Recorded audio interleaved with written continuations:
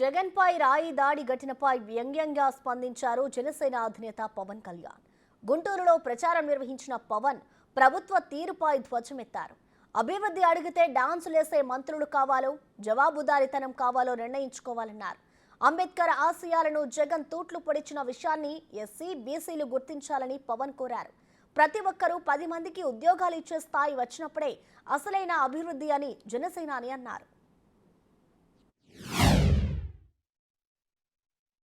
ఈ రోజున జగన్ రాయి పడింది జగన్కి గాయమైతే రాష్ట్రానికి గాయమైందని మాట్లాడుతూ ఉన్నారు.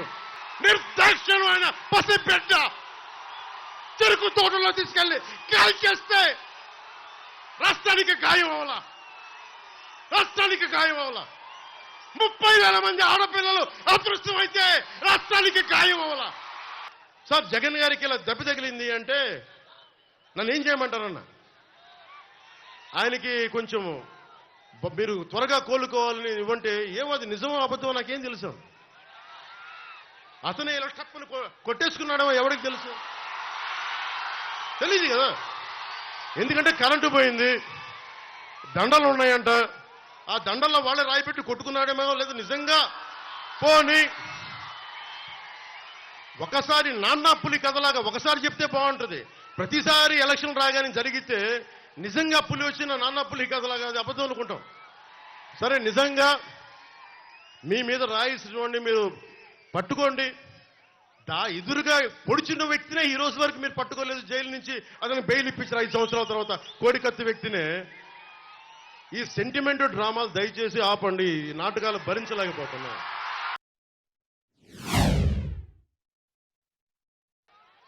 పోలవరం నిర్మాణం చేయమంటే పోలవరం నిర్మాణం పూర్తయిందా లేదంటే ఒక మంత్రి, జలశాఖ మంత్రి కూర్చోబెట్టి అబ్బనీతి నీ దబ్బా ఎంత కమ్మగా ఉందిరా అబ్బా అని చెప్పి ఇలాంటి పాటలకి డ్యాన్స్ చేసే వ్యక్తి జలశక్తి మంత్రి ఎందుకు?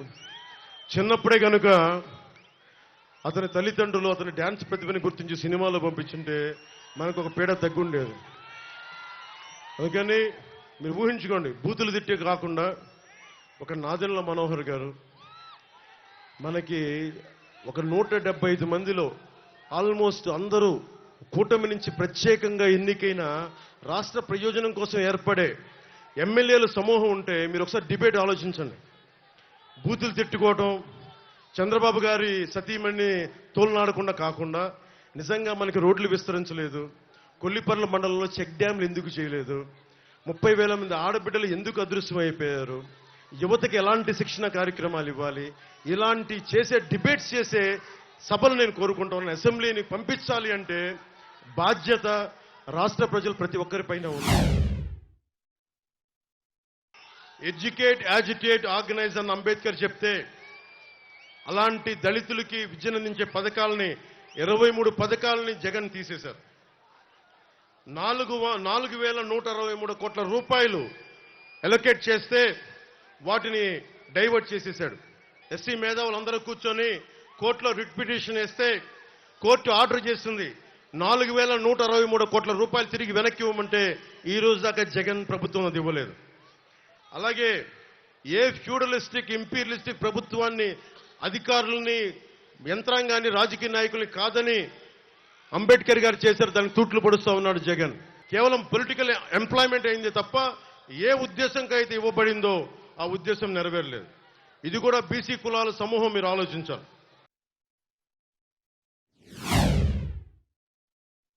నాన్న, మీకు ఏం శక్తి ఉంది? నీకు అభిరుచి ఏముంది? నీకు ఏమి నేర్చుకోవాలనుంది? నీకు ఏమవ్వాలనుంది?